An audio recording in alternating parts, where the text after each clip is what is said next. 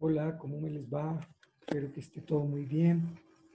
Vamos a ver este tema de polimorfismo genético, muy interesante. Y bueno, comencemos. ¿Qué es polimorfismo genético? Por la definición, digamos, la ocurrencia en la población de dos o más alelos en un locus en frecuencias más grandes que las mantenidas por mutación. Los polimorfismos son diferencias genéticas que generan, pues, dentro de las especies variación. Eso es lo que hace que una especie tenga diversidad, ¿no? Producto, pues, de los cambios a nivel del ADN. Como es en la práctica difícil, ¿no? Como es en la práctica difícil conocer la frecuencia con la que un alelo se mantiene por mutación, vamos a utilizar la definición operacional. Entonces uno dice que hay polimorfismo si el alelo más común en un locus tiene una frecuencia de menos de un 99%. Entonces aquí vamos a ver ejemplos hipotéticos de la frecuencia de alelos en 5 locus en una población, ¿no? Entonces tenemos los locus A, locus B, locus C, locus D, locus E. Y vamos a comenzar a analizar cada uno de ellos para que podamos distinguir, perdón, polimorfismo y o alelo polimórfico o alelo por mutación o alelo normal. Entonces veamos, el locus A, observen, tiene dos alelos. El alelo 1 tiene una frecuencia en la población del 99.5%. Por lo tanto, el alelo 2, el otro, tiene una frecuencia en la población del 0.5%, lo cual nos dice pues que es una mutación, no es un polimorfismo, porque por la definición ya sabemos que hay polimorfismos si el alelo más común, en este caso el alelo más común, tiene frecuencia de menos del 99 y él tiene más del 99. Veamos el locus B, entonces observen, menos del 99%, tiene 98% el alelo más común que es el 1, ¿no? Y el otro alelo tiene un 2%, por eso lo llamamos que es un alelo polimórfico. Ahora veamos el locus C, observe que tiene 3 alelos, pero el alelo 1 tiene más del 99.5%, por lo tanto a estos otros dos alelos no podemos llamarlos como polimórficos, sino como mutación, ¿no? Por la definición, ya lo sabemos. Miremos este con detenimiento. Miren, los tres son polimórficos. El alelo 1 es polimórfico, el 2 es polimórfico y el 3 es polimórfico. Mire, este es el más común, y este es el menos común. Este es el intermedio. Pero con unas frecuencias importantes, ¿sí ven? En cambio, en el locus E, a pesar de que tenemos también 3 alelos, ¿no? Tenemos 3 alelos, mírenlos. Observen que el alelo más común tiene el 95,7 y el alelo 2, el que le sigue, tiene el 4%. Los dos, observen que suman más del 99%, suman el 99.7. Por lo tanto, este alelo es mutación, no es polimorfismo, el alelo 3. ¿Okay? Bueno, los polimorfismos ocurren en cualquier lugar del genoma, ¿cierto? Son ubicuos. Pero ¿en dónde van a ocurrir más? En las regiones no codificadoras del ADN. La razón es la región más común, primera razón. Y segunda razón, no estaría sometida a la selección natural. Bueno, ¿qué es un marcador genético? Característica genética que se hereda simplemente con alelos reconocibles. Es decir, ¿qué es un marcador genético? Es un polimorfismo que se puede detectar fácil. Eso es un marcador genético, ¿no? Un polimorfismo que usted en condiciones de laboratorio lo detecte fácil. Un marcador puede ser parte de un gen expresado o puede que no lo sea. De hecho, la mayoría de los marcadores, como ya vimos, como los polimorfismos, la mayoría están en las regiones no codificadoras del ADN, pues la mayoría de los marcadores genéticos están en las regiones no codificadoras del ADN. En general, marcadores genéticos más valiosos son los que son más polimórficos. ¿Qué quiere decir que sea más polimórfico? Que un individuo, cualquiera de la población, sea heterocigoto, ¿cierto? Para los alelos, y que en la población haya muchos alelos diferentes con frecuencias importantes. Estos que vimos aquí, vimos que no son, estos son la probabilidad de que los individuos de cualquiera que un individuo de la población de estas, en donde están estos loci, lo más seguro la mayoría no van a ser heterocigotos, o sea, poco polimorfismo, muy pocos alelos. De hecho, el más polimórfico de todos fue el locus D, los 3 alelos eran polimórficos. Todos los polimorfismos, entonces, en últimas, ¿qué reflejan? Alteración en la secuencia de ADN. Mírenlo aquí, eso es lo que refleja. Que en vez de A y la complementaria T, hay C y G. O sea, eso es un polimorfismo, ¿no? Ya perdón, eso es una variación, ¿no? Que puede resultar en polimorfismo. Claro, las proteínas, enzimas o antígenos alterados de características físicas anormales pueden también todas indicar polimorfismos. Por ejemplo, en el caso de que sea un gen que codifique una enzima, por ejemplo, en este caso de aquí tenemos este gen y aquí tenemos este otro gen con una variante aquí, ¿cierto? En la secuencia. Y esto dio producto a que esta enzima funcionara muy bien y esta no funcionara tan bien, de tal manera que eso presenta una variante polimórfica. Pero funciona, ¿no? Para que hablemos pues de polimorfismo.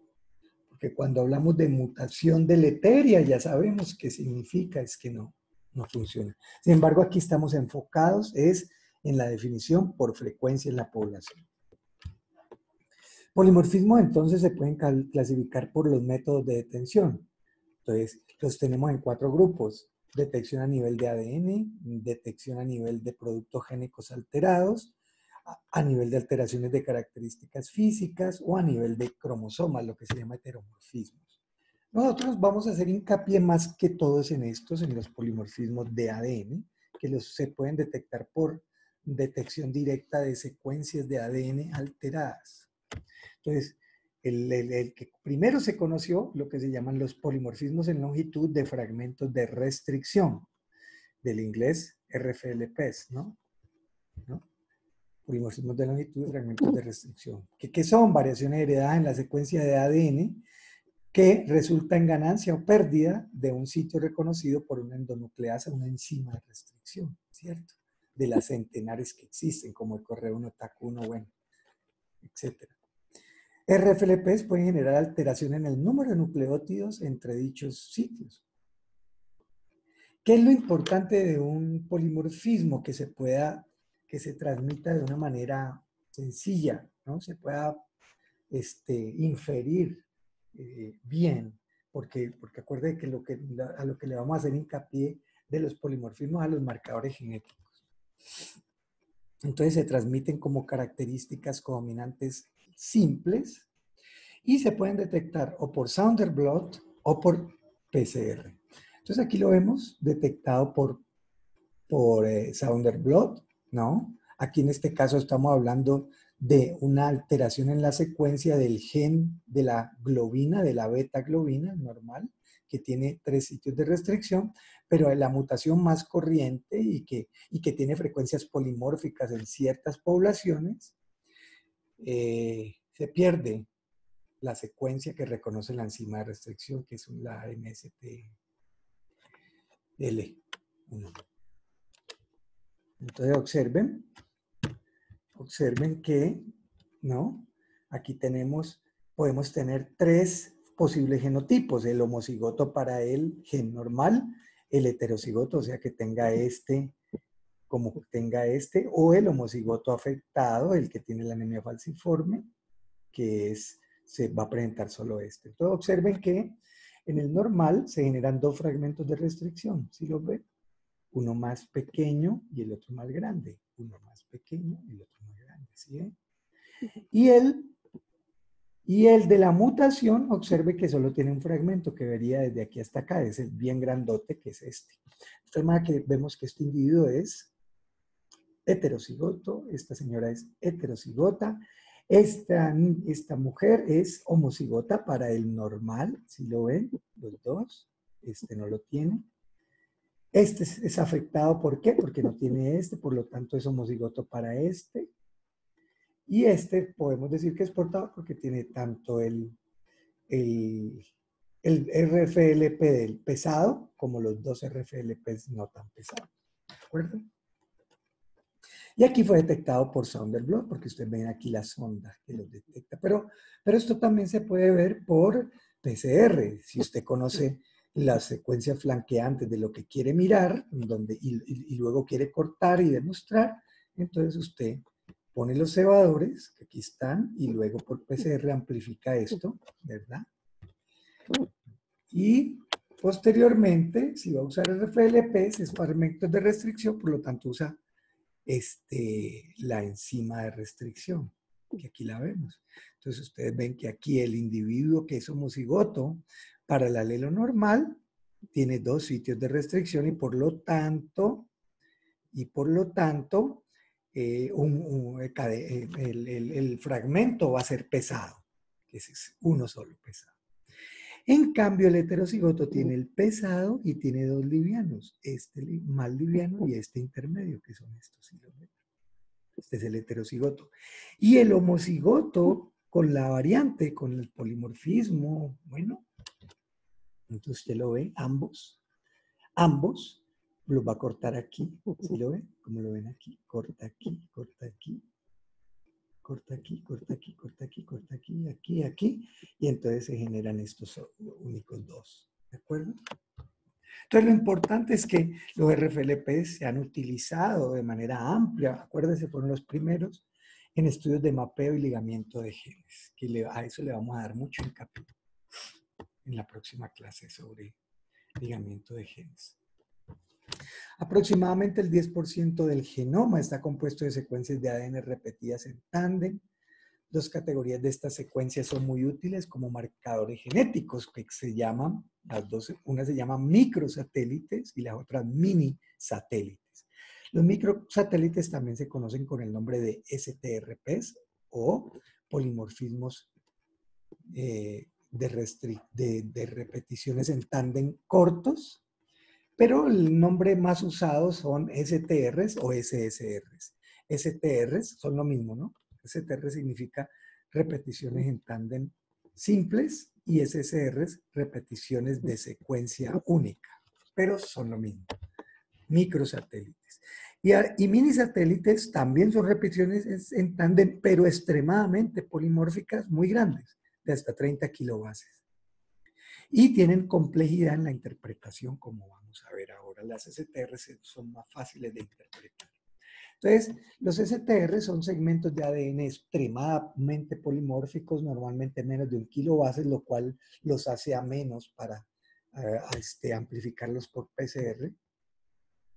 Y están compuestos de unidades repetidas en tándem de 2, 3, 4, hasta más, hasta 9 nucleótidos, ¿no?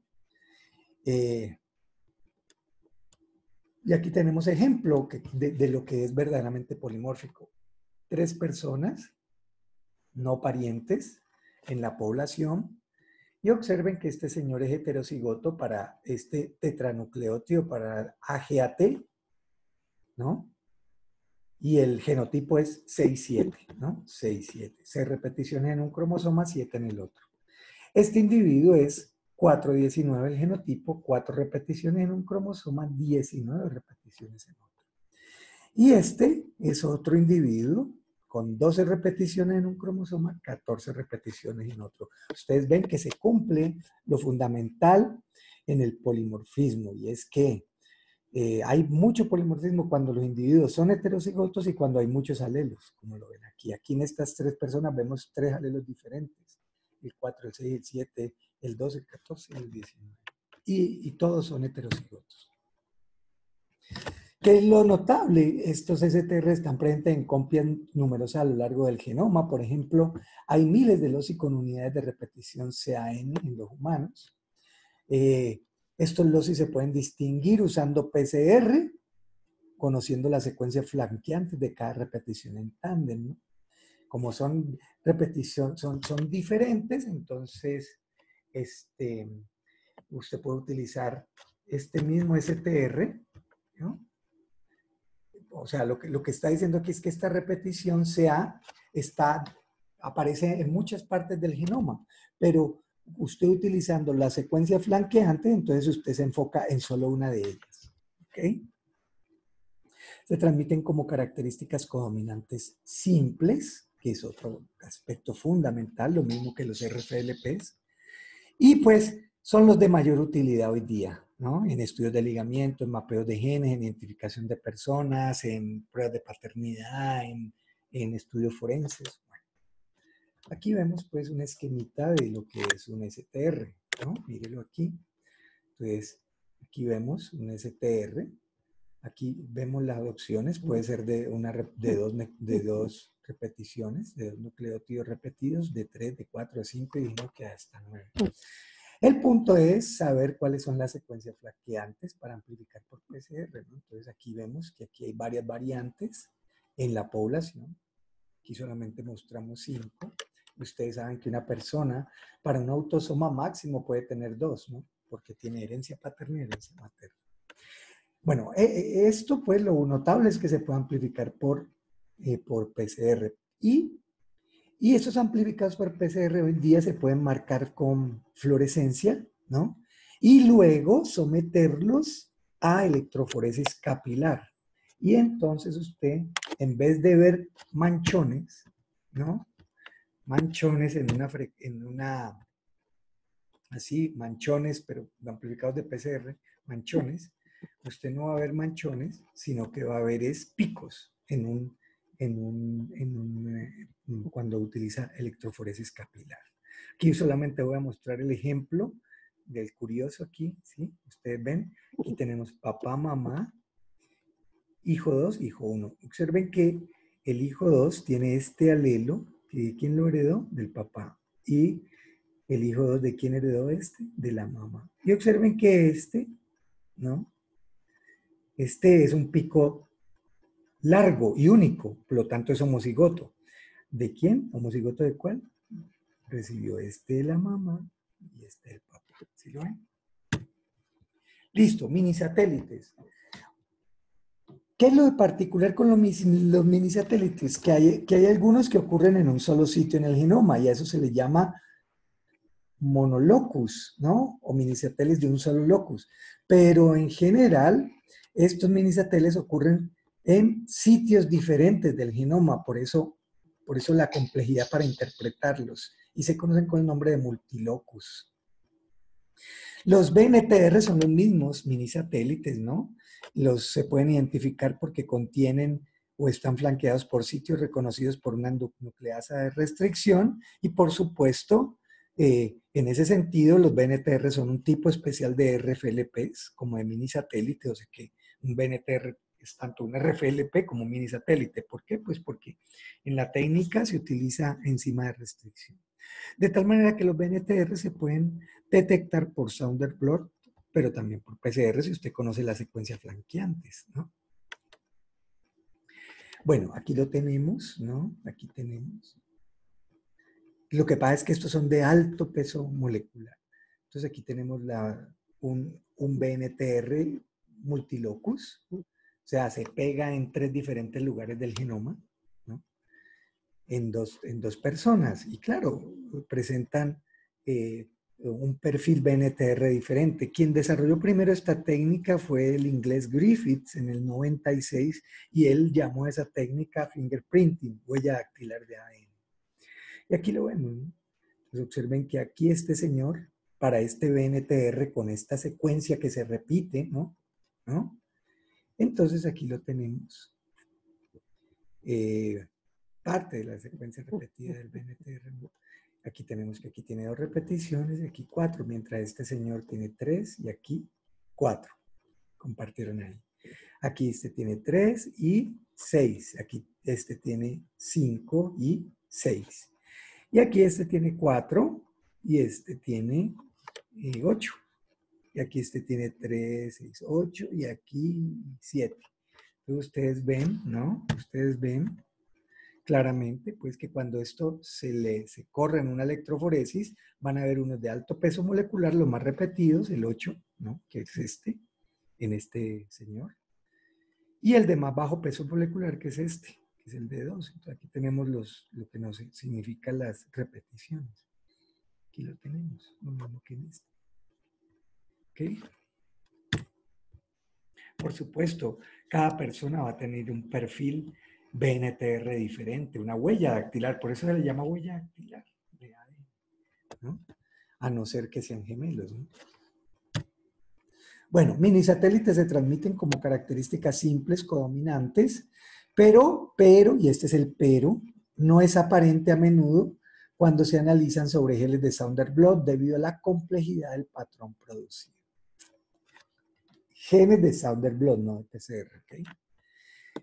¿Cuál es la cosa? El extremado polimorfismo y la complejidad de estos minisatélites multilocus se aprovecha para aplicaciones forenses, pero hay un problema, y es que es muy difícil determinar la frecuencia alélica en las poblaciones. Por eso es que se prefiere utilizar STRs.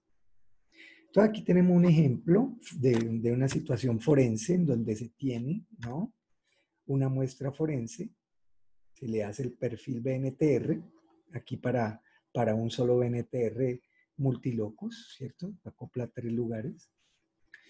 Y observen que da este perfil.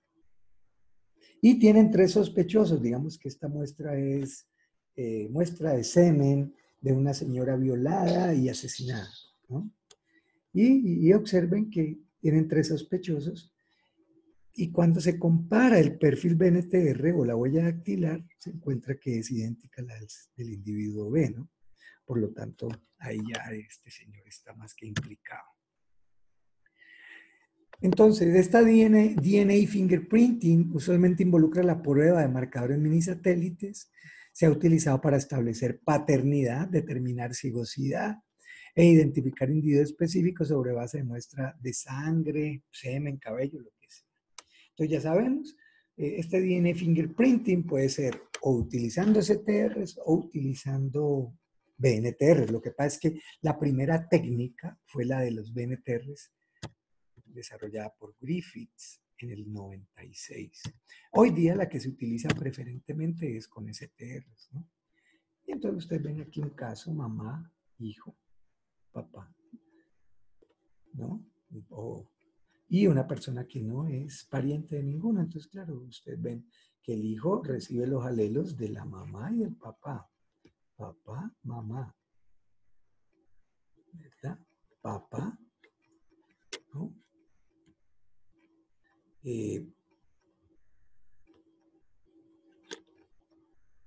Este lo recibió de la mamá, ¿no? ¿Sí? Entonces, el hijo recibe alelos tanto del papá como de la mamá, ¿no? ¿De acuerdo? Este pues es un BNTR, un DNA fingerprinting utilizando BNTRs. Okay. Ustedes ven aquí que es una secuencia larga y es multilocus. Luego vamos a ver pues un poquito en detalle la prueba de paternidad utilizando STRs. Bueno, y pasamos a los SNPs en inglés, polimorfismos de nucleótido simple, que son variaciones en la secuencia de ADN que afecta a una sola base o unos pocos nucleótidos. Marcadores a nivel de ADN, los más polimórficos, por supuesto, normalmente implica un solo nucleótido. SNPs constituyen hasta el 90% de todas las variaciones genómicas humanas y por eso es que tienen tanta utilidad hoy día. Aparecen en promedio, bueno, entre 200, uno cada 200 bases o uno cada 1000 pares de bases, pues, perdón.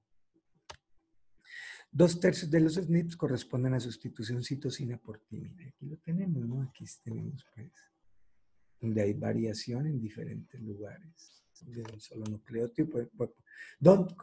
¿Cómo surgen los SNPs? Por errores durante la replicación de ADN normal. ¿En dónde se utilizan? Entonces, estas variaciones a nivel de la secuencia del ADN por un solo nucleótido, eso puede llevar a que comprometa la respuesta de los individuos a enfermedades, patógenos, productos químicos y fármacos. Y por eso es que esto está muy relacionado con lo de la medicina personalizada, ¿no? Y con lo de la farmacocinética y la farmacodinámica. ¿Por qué? Porque lo que han encontrado es que, ustedes saben, en este paradigma en que nosotros estamos, que nosotros utilizamos para entender la enfermedad, pues la genética, digamos que es la panacea, por decirlo, es desde donde podríamos encontrar la respuesta. Y entonces han encontrado, ¿no?, que una manera, o mejor me damos esta diapositiva con más detalle para que entendamos mejor, hoy día ya se sabe y se acepta que hay personas que un fármaco, ¿no?, le cae bien, ¿no? O sea, le responde y no es tóxico, pero hay situaciones muy fregadas, ¿no? En donde el fármaco no le cae bien y no es tóxico. Y bueno, no le sirve. O sea, no le sirve, pero con la ventaja de que no es tóxico. Pero el escenario complicado es este, que ni le sirve y además es tóxico. Hay gente que termina con daños colaterales importantes, incluso muerte, ¿no? Entonces, ¿qué es lo que pretende con los SNPs? Con los SNPs lo que se pretende es poder clasificar a la gente, por eso aquí los colores diferentes, ¿no?, para saber a cuál le cae muy bien el fármaco y es de beneficio, ¿verdad? ¿Cómo? ¿Cómo van a clasificar eso? ¿Cómo se pretende clasificar? Por genómica, pues viendo los SNPs, viendo las variantes. Entonces van a decir, a este hay que darle, como lo dice acá la diapositiva, de pronto la dosis requerida no es tan grande, hay que dársela menos, ¿no? O va a tener efectos secundarios, ¿no? ¿De acuerdo? Eso es lo que se llama medicina personalizada, es, ¿no?, llevar pues el tratamiento médico dependiendo de las características individuales de cada paciente. Y por eso ven aquí que los fármacos tienen colores diferentes, tratando de decir que estos son para estos y que no deben dársele a este, y que este es para este que no se le dará a los demás. ¿De acuerdo? Entonces, ¿con qué es que se van a encontrar ustedes a futuro? Según este paradigma y según esta que está cogiendo tanta fuerza esta medicina personalizada, con que ustedes, para poder prescribir una droga, necesitan conocer el genotipo del individuo para especialmente estos genes que tienen que ver con el metabolismo de estas drogas. Entonces, especialmente estos SNPs se están utilizando es para determinar si una variante genética se asocia con una enfermedad o con un rasgo y para el desarrollo de la medicina personalizada especial. Listo. Polimorfismos que se detectan identificando proteínas alteradas.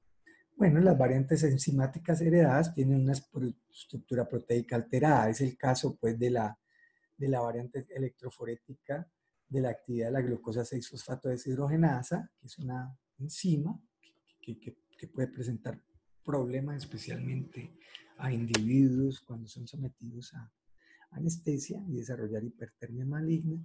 Y entonces se puede hacer la asociación de la variante del polimorfismo con la actividad de la glucosa. También las variantes antigénicas pueden reflejar alteraciones de la estructura proteica. Bueno, vamos a hablar un poquito de lo que es un antígeno. La manera de detectar un antígeno es a través, o sea, ¿qué es un antígeno? Es una sustancia que el sistema inmune, sus componentes celulares y de sustancias humorales como los anticuerpos, pueden detectar, ¿no? Entonces, cualquier sustancia proteica, en teoría, se puede detectar con los anticuerpos. Esa es la razón de ser de la prueba esta ahorita de ELISA, de la que se está haciendo para el COVID, ¿no? Es detectar anticuerpos contra, si ya hay anticuerpos, contra proteínas del virus, ¿no? A eso se le llama un antígeno. Pero hay otros ejemplos de variantes pues, que tienen una importancia de todos los días en las transfusiones, como son el grupo sanguíneo ABO, el grupo RH, y en los trasplantes, que es el HLA, que luego veremos en detalle.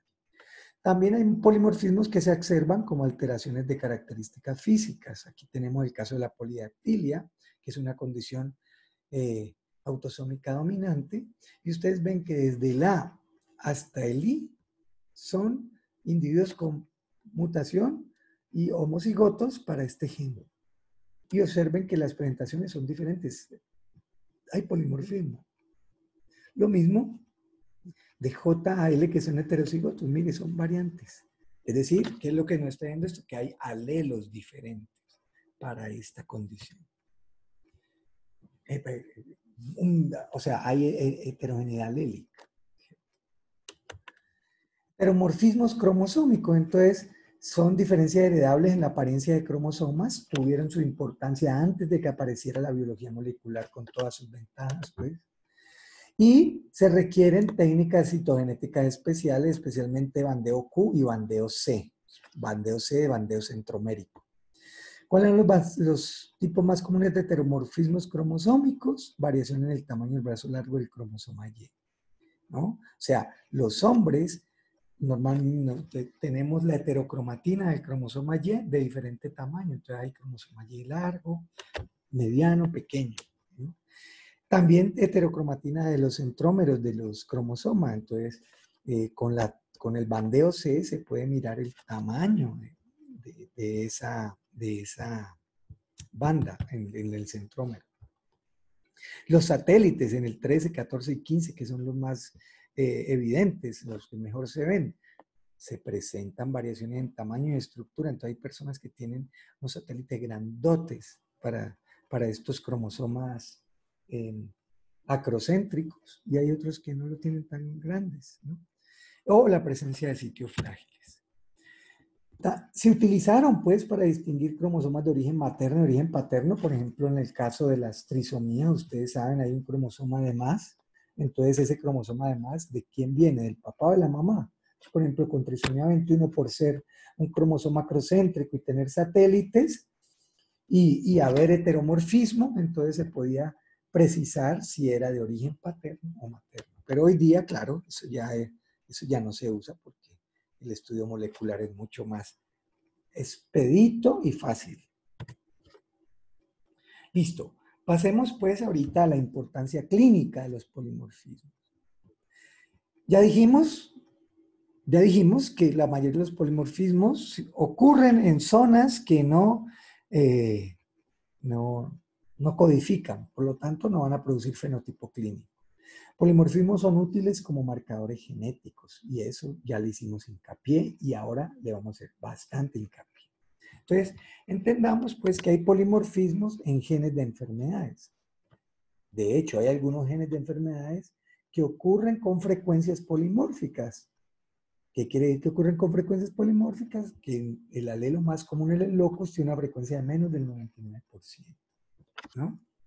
Es como el caso de como estos, ¿no? Anemia falciforme en personas de origen africano, talasemias en personas de origen mediterráneo, del sureste de Asia, fibrosis quística en personas de origen del norte de Europa, ¿no? En situación, pues, de portadores heterocigotos de estas condiciones. En algunos casos, portadores heterocigotos presentan manifestaciones leves de la enfermedad, pero los homocigotos para ese mismo gen presentan enfermedad severa, como el caso de la hipercolesterolemia familiar, ¿no? Que es autosómica dominante, ¿verdad? Y por eso los afectados, la mayoría son heterocigotos, pero cuando se configura la homocigosis, ahí es muy severa.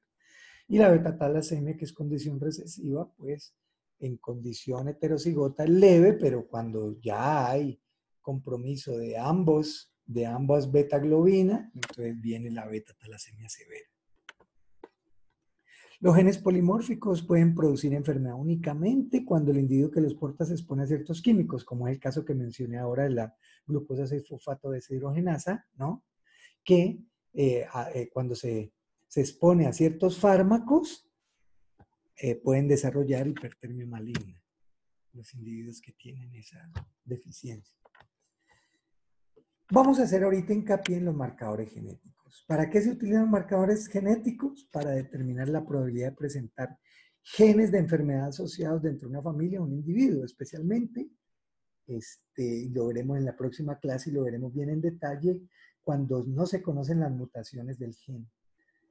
Pero hay un marcador cercano, ¿no? Ligado, entonces se utiliza porque se pueden resolver los casos de esa manera indirecta.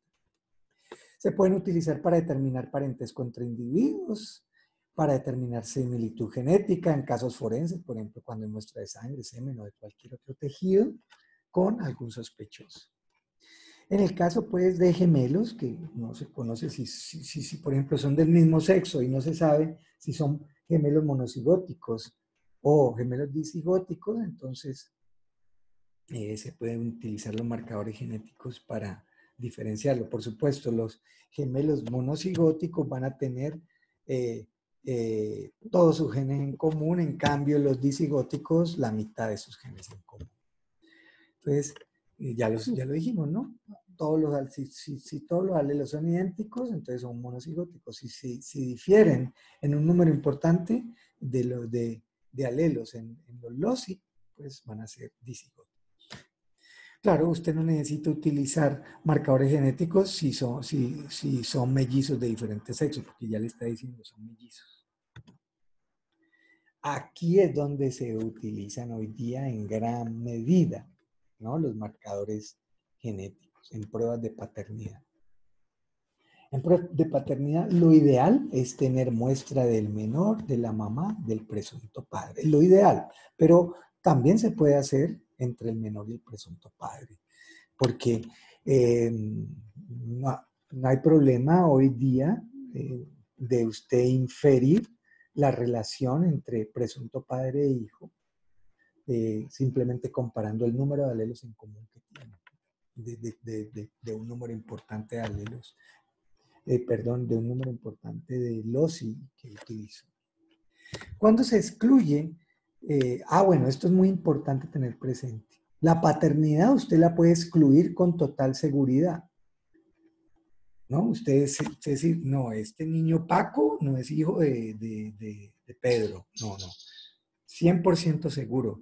Pero usted no puede decir con total seguridad que Paco es hijo de Pedro. ¿Ya? O sea, la probabilidad de exclusión del 100%. La probabilidad de inclusión, para que sea válida, por ejemplo, en Colombia, en las leyes de Colombia, la probabilidad de inclusión debe ser mayor al 99.9%. ¿De acuerdo? Entonces, aquí vemos una prueba de paternidad, ¿no? Y tenemos la huella genética de la mamá, del menor y del padre, pues, o presunto padre mejor, ¿no? Entonces, aquí tenemos, pues, y vemos, pues, que esta banda corresponde a la de la mamá, que esta es la de la mamá, que esta es la de la mamá, que esta es la de la mamá. Y por descarte, usted mira las otras bandas. Entonces usted ve, esta banda pertenece al papá, está el papá, está el papá, ¿no? Y está el papá, ¿no? ¿De acuerdo? Miremos este caso. Observen que esta banda no la tiene este señor, que esta banda no la tiene este señor. ¿De acuerdo? Tampoco la tiene, ¿no? De tal manera que este señor se excluye y este se incluye, porque no se le encontró en ninguna de las bandas. El niño tiene, si es heterocigoto para un STR, él va a tener dos bandas, una de la mamá y la otra debe ser del papá. Entonces, para que lo veamos más claro aquí. Ejemplo de este caso, presunto padre. Y tenemos el genotipo para este STR de este niño es 8 repeticiones, 10 repeticiones. Observen que el de la mamá es, aquí me equivoqué. 4 no, es 6 repeticiones, 10 repeticiones, ¿no? 6 repeticiones, 10 repeticiones, ¿de acuerdo? Y observen entonces que el niño de quien recibió la banda o el STR de 10 repeticiones, de la mamá. El otro lo tuvo que haber recibido el presunto padre. Este señor, el genotipo es 4-8. Por lo tanto, es compatible 8 con 8, ¿sí ven? En cambio, en este caso no sucede eso. Observen que el niño es 2-10, la mamá es 6-10. El 10 lo recibió la mamá, por lo tanto, el niño tuvo que haber recibido del papá el 2. El papá es 4-8. El presunto padre es 4-8, por lo tanto, aquí lo excluye. Aquí lo incluye, aquí lo excluye. Para poder obtener una probabilidad de más del 99.9%, no se utiliza un solo STR, sino, por ejemplo, más de 20 STRs. Y si en esos 20 STRs no se excluye ninguno, la probabilidad de inclusión es de más del 99.9999999%. ¿De acuerdo? ¿De qué va a depender eso? De la frecuencia alélica. O sea, de la frecuencia alélica y de la condición del genotipo de los individuos. ¿Cuándo entonces uno excluye?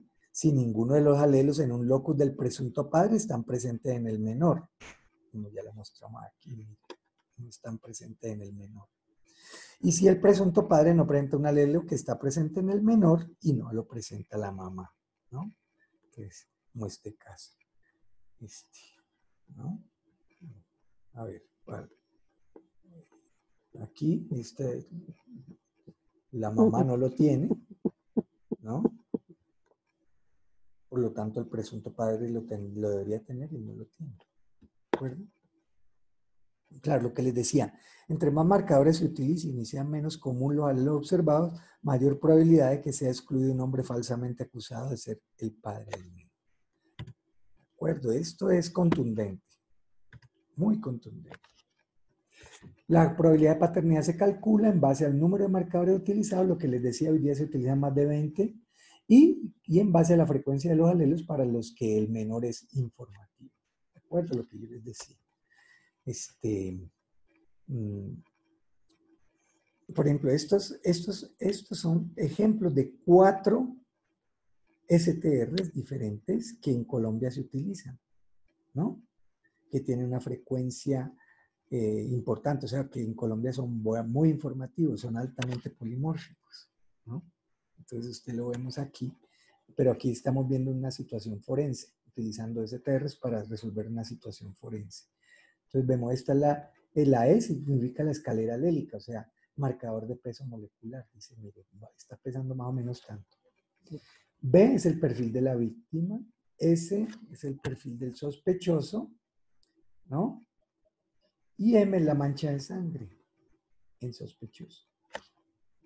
Entonces ustedes ven, ¿no? Mire qué cuadra, vea. Que es igualito el perfil, el mancha de sangre en sospechoso es igualita al perfil del sospechoso.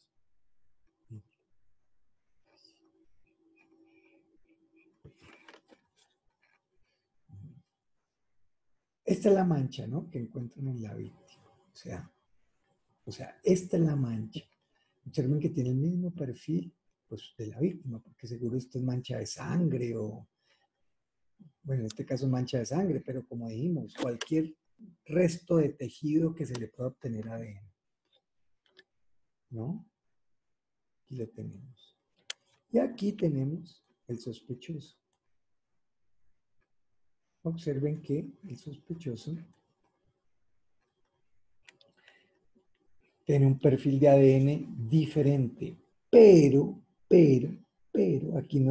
aquí el caso no es que encontraron la sangre en la escena del crimen, sino que encontraron mancha de sangre en el sospechoso. Y observen que claramente la sangre que tiene el sospechoso es la misma de la víctima, el perfil de ADN. Por lo tanto, está más que implicado en sí, ¿no? Bueno, los marcadores genéticos tienen otros usos forenses, como por ejemplo determinar el origen de la sangre, semen o especímenes de de tejido obtenido en escena del crimen, identificar personas desaparecidas. Tristemente Colombia es potencia en este tipo de cosas con el tema de las fosas comunes, ¿no? De paramilitares, ¿no? Especialmente, y de pues, guerrilleros, por la historia de violencia en nuestro país. Y Colombia entonces en este tema es muy, pero muy potente, ¿no? Y entonces en base con esos marcadores genéticos de la persona desaparecida, la comparan con la de miembros de la familia y se establecen relaciones biológicas, ¿no? Aquí entonces tenemos eh, eh, en usos forenses, pero utilizando electroforesis en gel y aquí en electroforesis capilar, ¿no? Entonces esto es mucho más, más rápido hacerlo aquí. Listo. Entonces observen, vamos a ver si alcanzo a leer porque es interesante el tema. Ejemplo de aplicación de huella genética a la investigación de un delito. Se ha producido el robo de una obra de arte en un museo. Al romper la vitrina, el ladrón dejó una mancha de sangre a partir de la cual los investigadores comenzaron a elaborar el perfil de ADN. La policía interrogó al guarda de seguridad, a un hermano del guarda y a dos delincuentes habituales y obtuvo muestras de ADN de todos ellos. Aparte de identificar al probable autor del delito, pueden observarse cómo la huella es más parecida entre familiares que entre individuos no relacionados. Entonces aquí tenemos, ¿no? Esta es la prueba de la muestra de la sangre y pues el guarda no se ve, no es compatible con el perfil. El hermano del guarda tampoco. Lo que sí es que tienen en común, ¿no? Los hermanos, pues, el parentesco, ¿sí? Y observen que el sospechoso uno, pues, mírenlo ahí, quedó más que delatado, mire, idéntico, ¿no? ¿De acuerdo? Y bueno, también esto se puede hacer con ¿qué? Con el electroferograma o la electroforesis capilar. Observen sospechoso 1, mire los picos del sospechoso 1, idénticos a los de la muestra, ¿no? Idénticos, ¿no? Bueno, pasemos a tipificación sanguínea, que es tan fundamental, pues es de todos los días en temas de transfusión. Grupos sanguíneos, ustedes saben, reflejan antígenos de superficie celular codificados por genes polimórficos que generalmente se le dan de manera mendeliana. Totalmente. Y generalmente se identifican por pruebas serológicas. Entonces vamos a hablar un poquito de ellos. El grupo MN tiene una facilidad muy chévere y es que cuando usted ve el fenotipo puede inferir el genotipo. Entonces ustedes ven pues que en el grupo MN tenemos fenotipos MN y MN y por lo tanto el genotipo para el M es homocigoto, para el N es homocigoto y el MN es heterocigoto. ¿Por qué? Porque son codominantes, ¿no? De tal manera que es muy fácil hacerle seguimiento.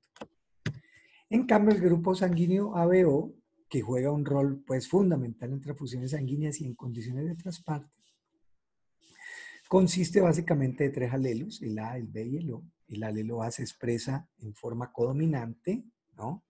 Personas con el alelo A expresan antígeno A sobre superficie del eritrocito, mientras que las que no tienen el A hacen anticuerpos contra el antígeno A. Ahorita vamos a explicar eso.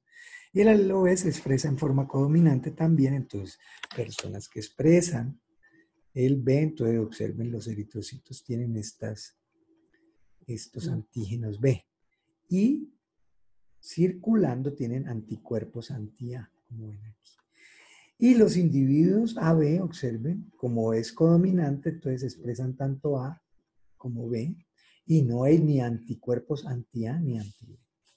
En cambio, el grupo O, observen, no expresa ni A ni B, pero sí circulando tiene anticuerpos anti-A y anti-B. ¿De acuerdo?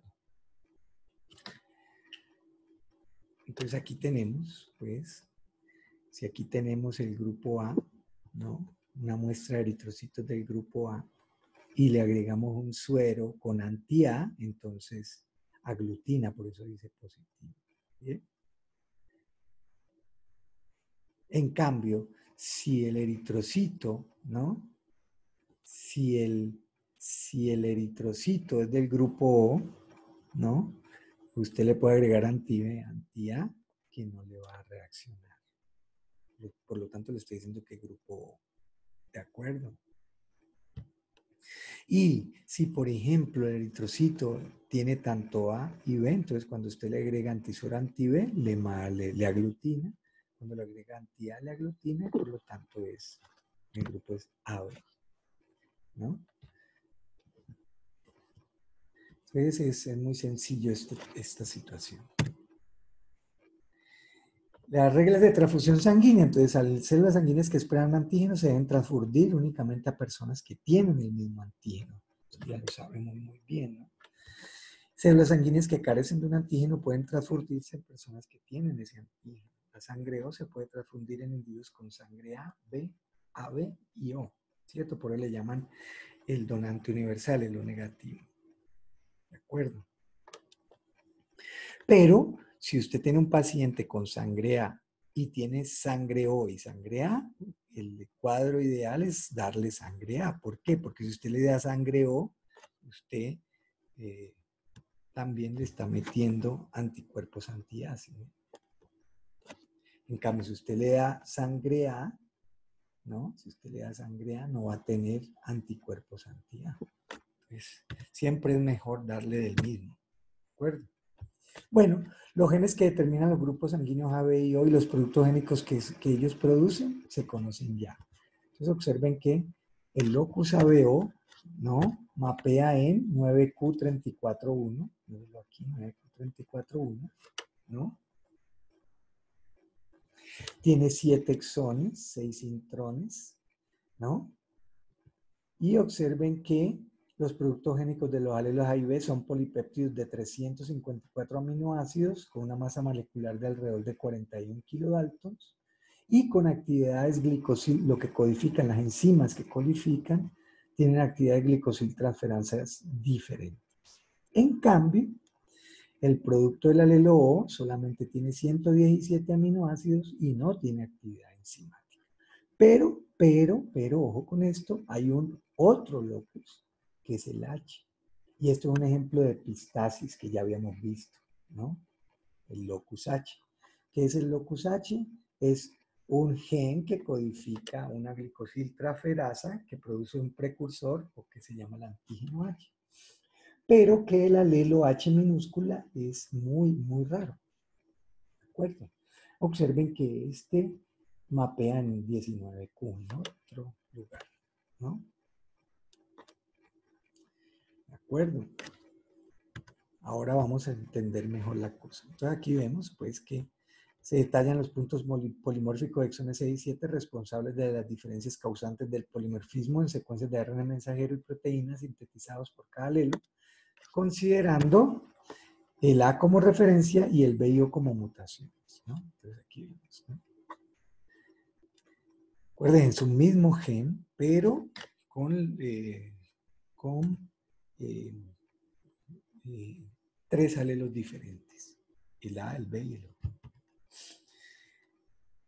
¿Cómo se entendió esto? Lo del locus H. Bueno, con una situación que se llama el fenotipo Bombay, que es un tipo de sangre poco frecuente porque no presenta ninguno de los antígenos de membrana, ni A ni B en los eritrocitos. Estos individuos son homocigotos recesivos HH para el gen H mayúscula. La situación que esto es muy extraño es porque el alelo H es muy raro en las poblaciones.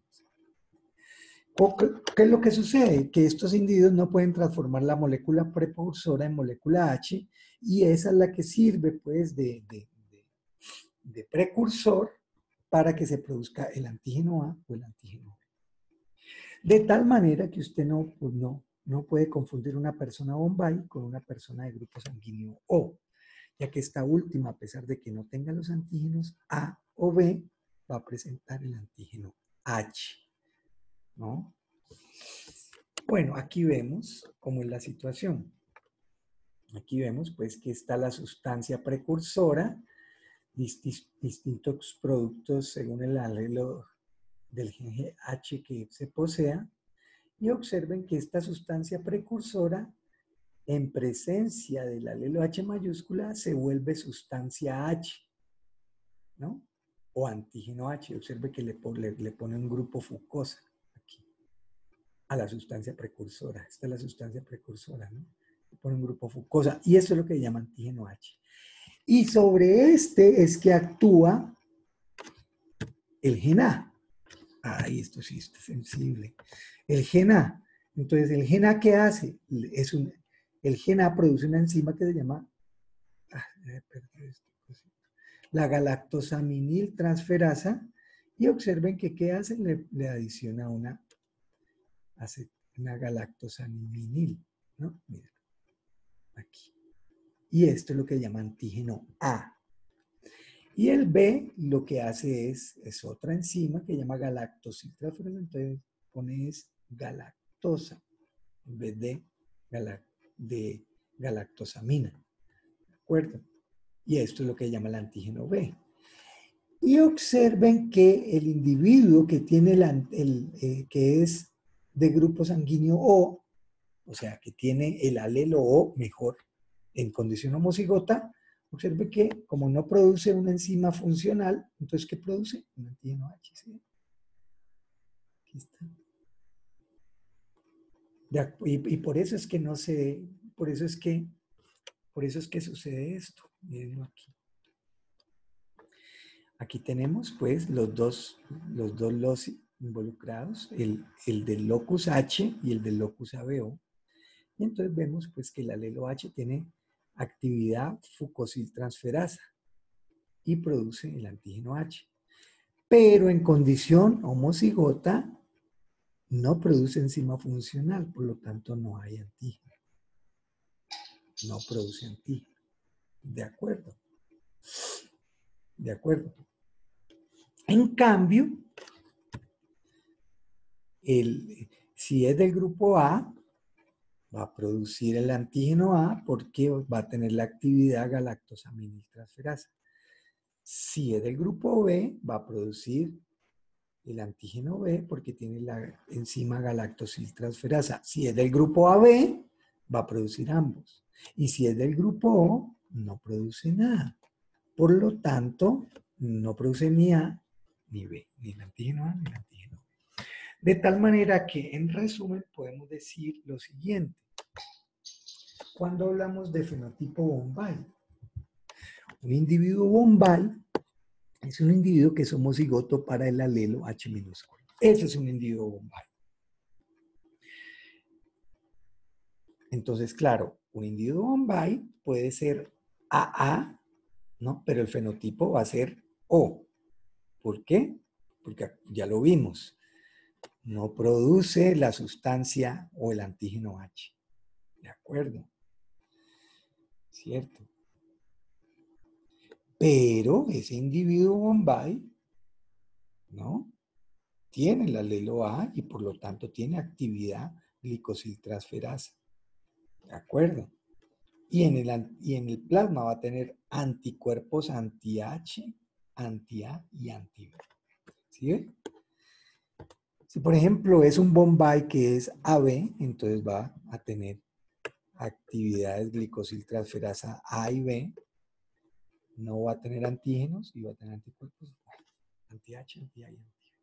Miren la diferencia entre el grupo O que tiene actividad glicosiltransferasa H porque es heterocigoto u homocigoto para H. Entonces observe que, mire, produce anticuerpos anti-A y anti-B. En cambio el Bombay produce anticuerpos anti-A, anti-B y anti-H. Por eso una transfusión sanguínea con un Bombay no le puedes dar con grupo sanguíneo O. ¿De acuerdo? Bueno, muy bien. Pasemos al grupo sanguíneo RH. Luego estaremos haciendo unos ejercicios pues con este tema para que sea más claro. Bueno, el grupo sanguíneo RH entonces contiene un alelo que se llama D mayúscula que produce un antígeno principal de superficie celular. Los individuos que expresan ese antígeno se llaman RH positivo y los que no lo expresan RH negativo. Aquí lo tenemos. el individuo RH positivo es porque es homocigoto para ese alelo D mayúscula o es heterocigoto, y el RH negativo es homocigoto de minúscula. ¿De acuerdo?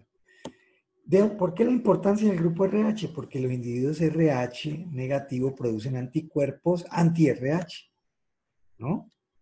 Entonces, esto se puede dar en ciertos matrimonios en donde una mujer RH negativa se sensibiliza por un embarazo con un feto RH positiva o por una transfusión con sangre RH positiva.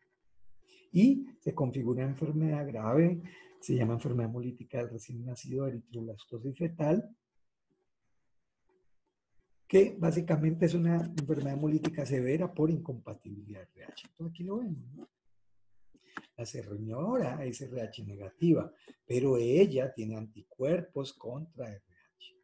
Y ella se sensibiliza en el primer embarazo, ¿no?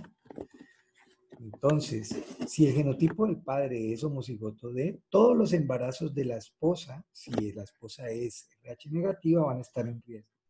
Pero si el esposo es heterocigoto, entonces la mitad de los embarazos van a estar en riesgo.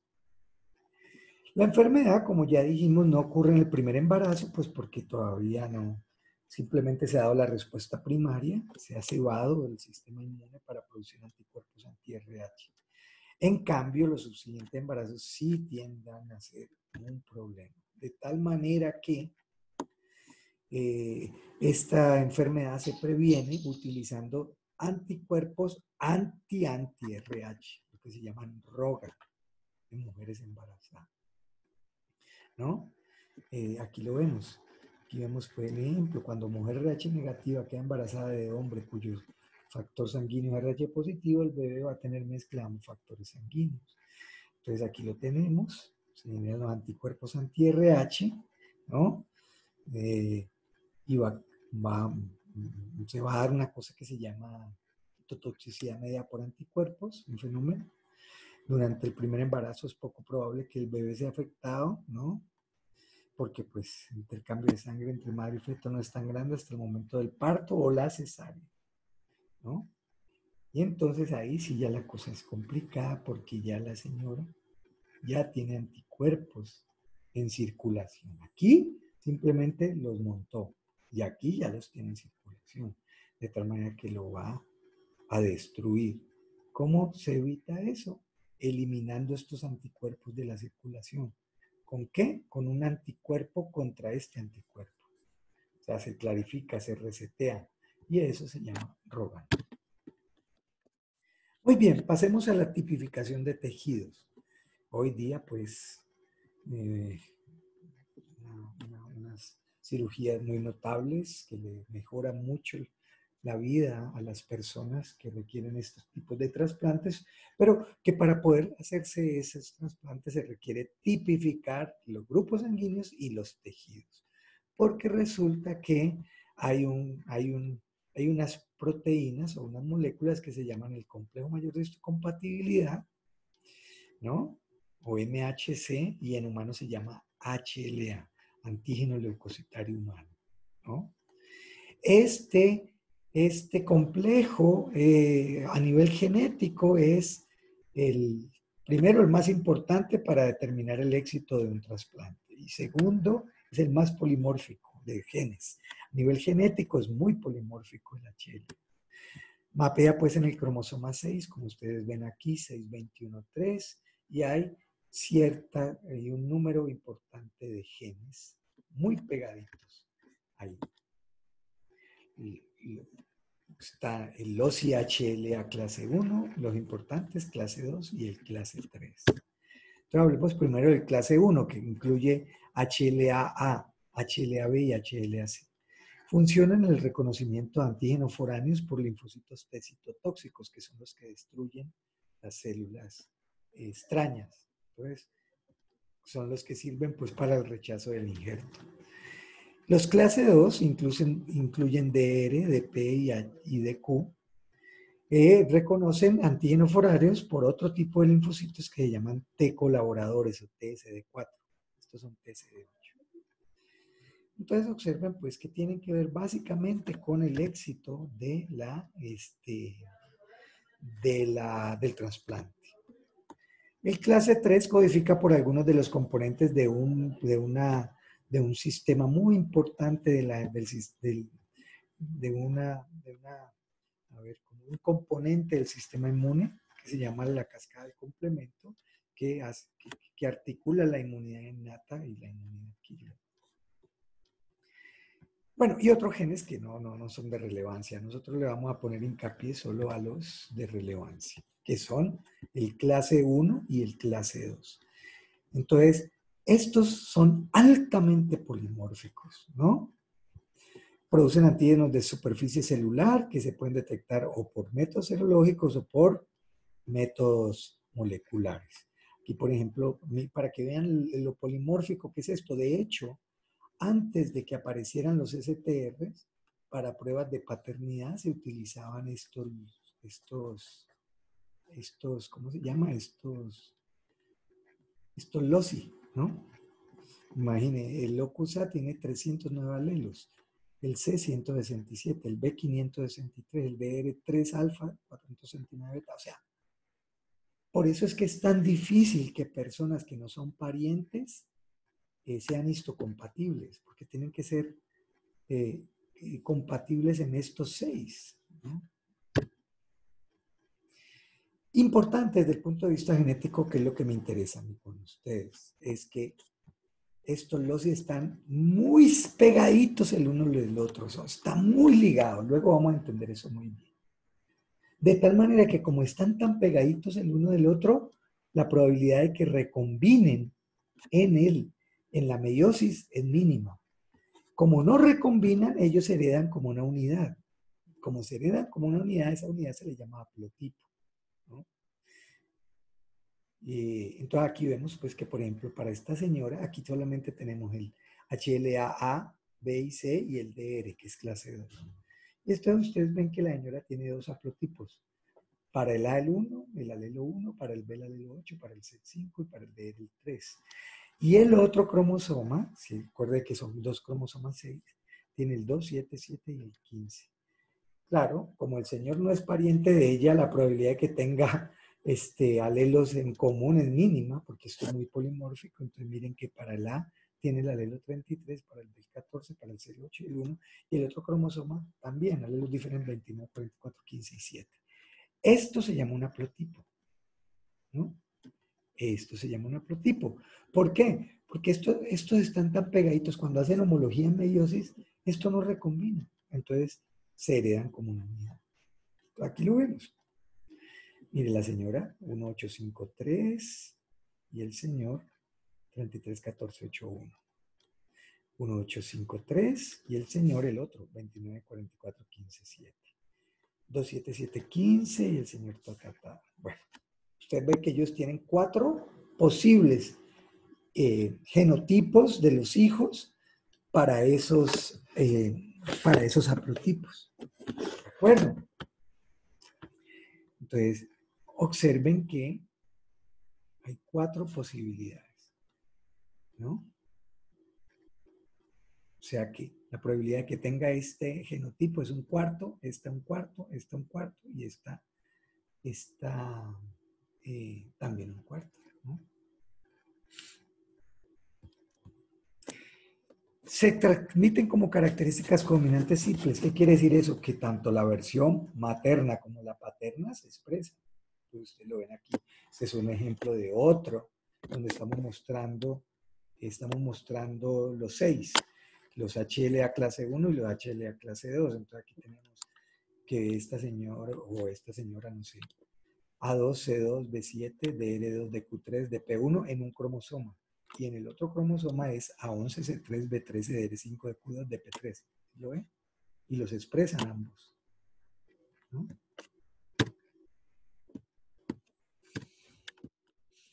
¿Qué es lo que se requiere para un trasplante exitoso? Es que entre mayor similitud haya entre los tipos HLA del donante y el receptor, menor la posibilidad de rechazo del injerto. Entonces, Por ejemplo, se considera que si al menos 8 de los genes HLA ah,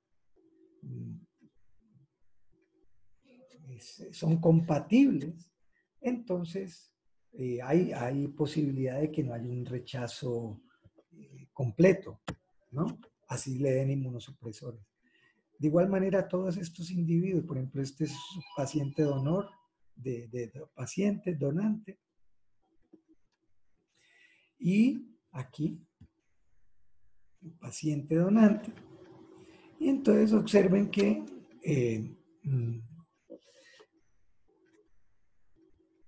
son compatibles, ¿no? Cuando hay histocompatibilidad, entonces la probabilidad de éxito es alta, pero cuando no hay compatibilidad, se rechaza. Así le den inmunosupresores. ¿Cuáles son las condiciones ideales para un trasplante? Los monocigotos, los gemelos, porque son idénticos, ¿no? Entonces, el par donante-receptor ideal son los gemelos monocigotos, ¿no? Ya que son completamente idénticos para HLA, ¿no? Porque también hay otros genes que juegan un rol en el éxito de los trasplantes y que no hacen parte del HLA. Un papá y un hijo usualmente son haploidénticos. ¿Qué quiere decir que son haploidénticos? Comparten un y únicamente un haplotipo HLA. Mire, por ejemplo, este hijo, mírelo, este hijo. Mire que aquí los definimos con letras. A este lo vamos a llamar el haplotipo A, a este el haplotipo B del señor. Y a la señora, este es el haplotipo A y este es el haplotipo D, ¿no? Entonces, claro, si se heredan como una unidad, el señor pasa A y pasa B, ¿no? Y la señora pasa C y pasa D, ¿no? Entonces, observen, este hijo es haploidéntico con el papá, porque es A, miren. Y es haploidéntico con la mamá, porque es D. ¿De acuerdo? Haploidéntico, la mitad. Por eso, en los programas de trasplante, siempre se busca es a los hermanos de la persona que requiere el trasplante. ¿Por qué? Porque los hermanos usualmente tienen un 25% probabilidad de ser HLA idénticos y un 50% de ser haploidénticos y un 25% de ser completamente diferentes respecto del complejo HLA. Luego haremos un ejercicio sobre esto para que lo veamos mejor. Y finalmente pasemos a los factores étnicos en la enfermedad genética. Hoy día se sabe pues que entendemos que la población humana comenzó como una población relativamente pequeña que se fue gradualmente dividiendo en grupos de apareamiento, pero pequeños. Étnico, ¿a qué se refiere el término etnia? A esos grupos que resultaron de esos apareamientos, pues, en esos grupos pequeños, y que luego difirieron en cultura, religión, raza, tradición lingüística, ¿no? Comparando polimorfismos mitocondriales, que sabemos pues son de herencia materna, se ha concluido que los humanos derivamos pues de un número pequeño de ancestros. Más o menos así está el panorama. Diferencias genéticas, entonces todos los humanos en realidad somos genéticamente diferentes, como ya lo vimos en genética de población, a excepción de los gemelos monocigotos, pero los gemelos monocigotos tienen diferencias epigenéticas. Bueno, precisiones que tenemos que hacer sobre las diferencias genéticas. Considerando la variación a nivel de ADN, el polimorfismo es la norma. Esto es fundamental que lo entendamos. Cada uno de nosotros es una singularidad genética y más epigenética, ¿no? Regiones extragénicas tienden a ser altamente polimórficas, ya lo dijimos. ¿Por qué? Porque no están sometidas a la selección natural, que ahora lo vamos a entender. El concepto de alelo salvaje o alelo silvestre que se utiliza en moscas y en ratones y demás, en organismos experimentales, en humanos no tiene validez. ¿Por qué? Porque los estudios en humanos indican que virtualmente toda persona porta algunos alelos que pueden causar o predisponer a enfermedad bajo circunstancias apropiadas. O sea, recordemos que, por ejemplo, un ejemplo clarito que ustedes ya conocen. Una persona con rasgo falciforme en, en un lugar donde la malaria es endémica, tiene ventaja reproductiva, ¿no? Y ahí en ese entorno es positivo, mientras que si sale de ese entorno, tiene desventaja. Lo mismo, una persona de piel oscura tiene ventaja en lugares donde el sol pega bastante, ¿no?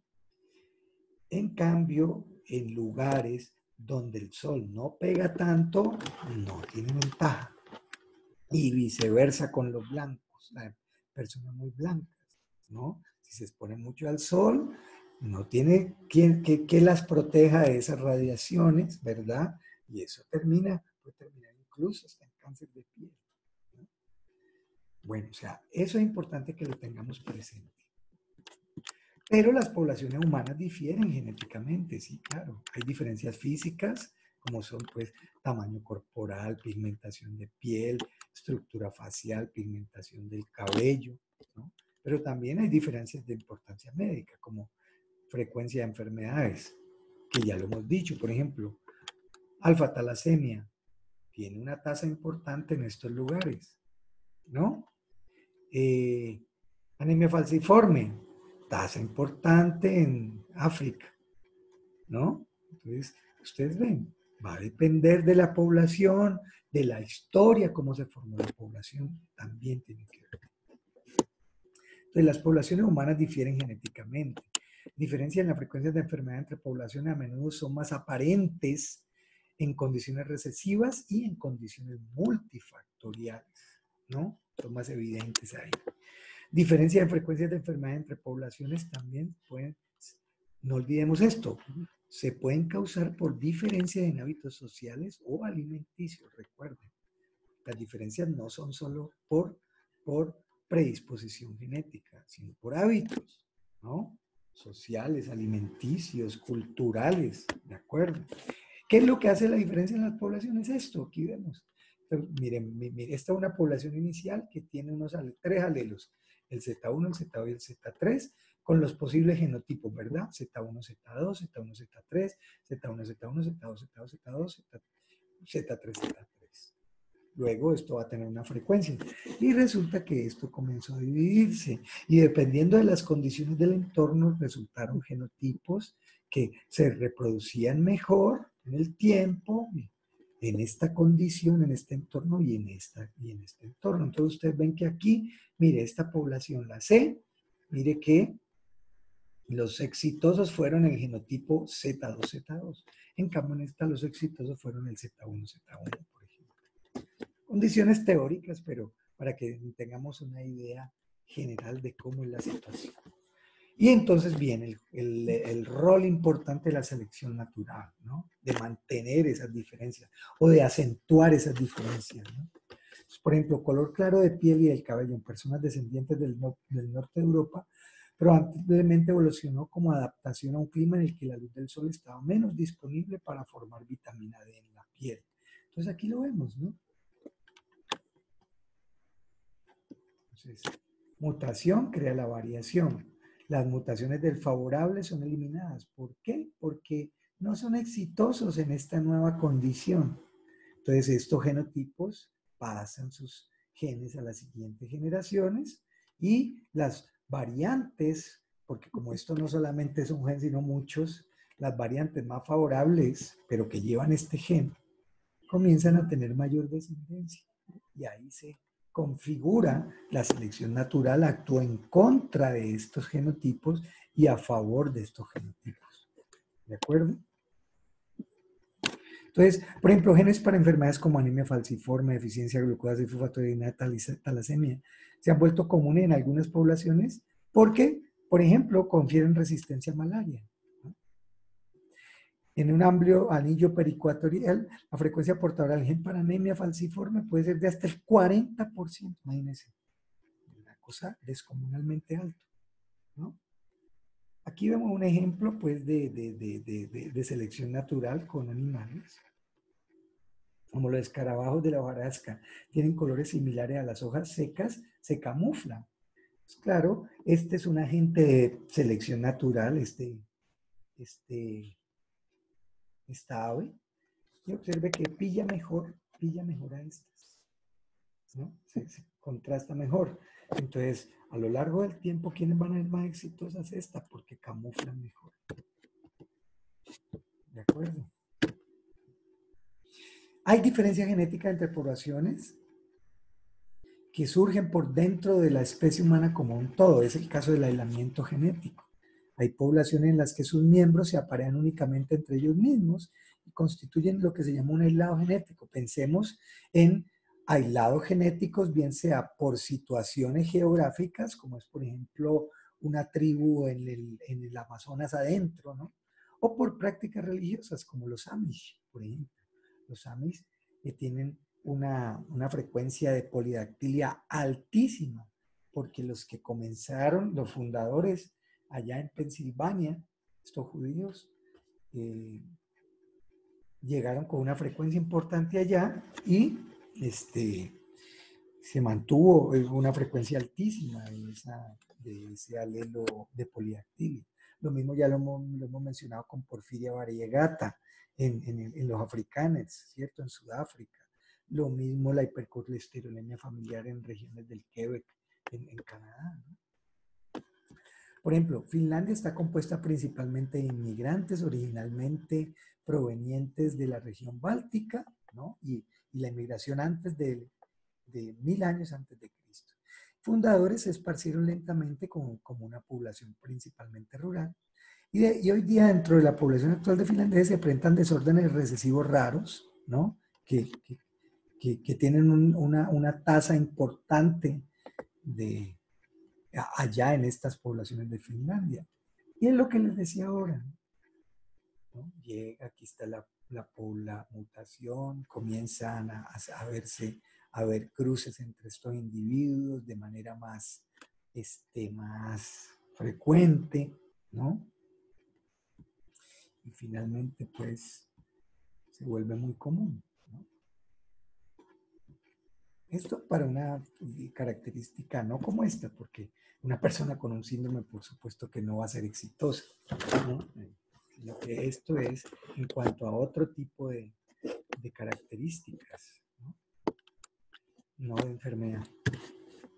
Pues, en poblaciones pequeñas genéticamente aisladas se encuentra un fenómeno que crea diferencia genética y que pueden ser determinantes importantes de las frecuencias génicas. Se llama deriva génica o deriva genética. Se refiere al cambio en las frecuencias génicas que ocurre por azar. Si un alelo no se hereda en los descendientes de ese individuo, no se observará. Entonces miremos este caso. Miren, aquí vemos tres genotipos, el homocigoto A mayúscula, el heterocigoto A y el homocigoto A minúscula. Y miren la frecuencia que tiene. P tiene 0,61, la frecuencia de A, y la frecuencia de A minúscula 0,39. Pero resulta que estos, por condición, se fueron a otro lugar, ¿no? Y esta fue la población que llegó acá, ¿no? Entonces observen que aquí la población que llegó acá, ya la frecuencia cambió. La frecuencia de A no es 0,61, sino 0,33 y la de A minúscula es 0,67. Esos cambios de frecuencia cuando son por azar y poblaciones pequeñas, estos cambios de frecuencia se llaman o son debidos a deriva genética. Y el efecto fundador es el que, como hemos comentado ya varias veces, si por azar un gen anormal particular está presente entre un grupo pequeño de fundadores, entonces la frecuencia inicial del gen en la población va a ser alta.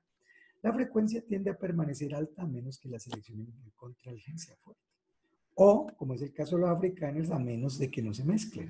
Entonces, miremos aquí, mire, que hay individuos de todos los tipos para un gen en particular. Pero observen que esta población, por situaciones de coincidencia, mire, aquí todos son así, ¿no? Aquí todos son azules y aquí es casi una mezcla. Entonces, claramente el efecto fundador aquí va a ser diferente al de esta situación y al de esta situación, ¿no? Entonces Entonces, en el caso de los afrikaners, la cosa era así, ellos holandeses que fueron a parar a Sudáfrica y se fueron, la mayoría tenían el alelo Porfiria variegata y se mezclaban entre ellos, entonces claro, no había combinación. Quedó, la frecuencia tiende a permanecer alta. Diferencia en frecuencias de los genes entre poblaciones humanas generalmente son relativas y no son absolutas. Eso es importante, ¿no? Algunas poblaciones tienen frecuencias más altas y otras más bajas de diversos genes, pero la realidad es que hay muy pocos genes que son distintivos o únicos para una población particular. El número de generaciones que los humanos hemos atravesado como especie es verdaderamente pues, o relativamente pequeño, se estima alrededor de 85.000. No muchas poblaciones humanas han permanecido aisladas genéticamente por más de unas pocas generaciones. De hecho, a menudo ocurrió apareamiento entre poblaciones previamente aisladas como resultado de la migración, conquista de un grupo sobre otro, lo que pasó con nosotros acá en América del Sur, especialmente la conquista de los españoles, ellos se mezclaron. En lo que no pasó en Norteamérica, los ingleses no se mezclaron con los indígenas. Por eso es que se dice que nosotros somos, desde el punto de vista genético, más robustos que la mayoría de las poblaciones porque tenemos mucha heterocigosidad, tenemos mucha mezcla, tenemos negro, tenemos blanco, tenemos indio, ¿no? Y hay otras poblaciones en donde llegaron, incluso, por ejemplo, en Brasil, llegaron asiáticos también. Bueno, y esto como para una última reflexión, el tipo está que se muere de tristeza, deprimido profundamente, y aquí está el genetista de la determinista de la onda que los genes lo explican todo, y está leyéndole el perfil de ADN y le dice, mire, como usted puede ver de su perfil genético, usted únicamente piensa que está deprimido, porque usted de hecho es una persona feliz, gozosa, una persona tipo primavera. Por supuesto, esto hoy día ya se revalúa. La epigenética ya lo revalúa con la interacción en torno genes, expresión de genes. Bueno, espero estudien bien y bueno, cualquier duda, con mucho gusto estamos para resolverlo, ¿ok?